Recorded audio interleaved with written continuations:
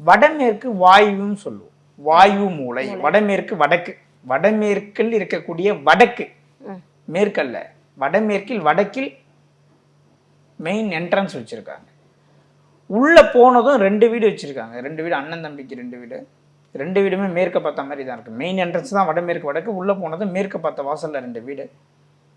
அதில் 2 வீட்டுகளுடைய வாசல்களுமே உச்ச வாசலாக அமைந்திருக்கு. அதுல எந்த தப்பும் கிடையாது. இப்போ நல்லா கேட்டுக்குங்க. வாஸ்து என்பது பொருளை நகற்றி வைத்தால் மற்றும் வாழ்க்கை மாறிவிடும் என்று நினைப்பது தவறு. ஒரு பரிகார பொருளை வாங்கி வைத்தால் அந்த இடத்தில் ஒரு மாற்றம் நடந்துரும் என்று நினைக்கிறதும் தவறு.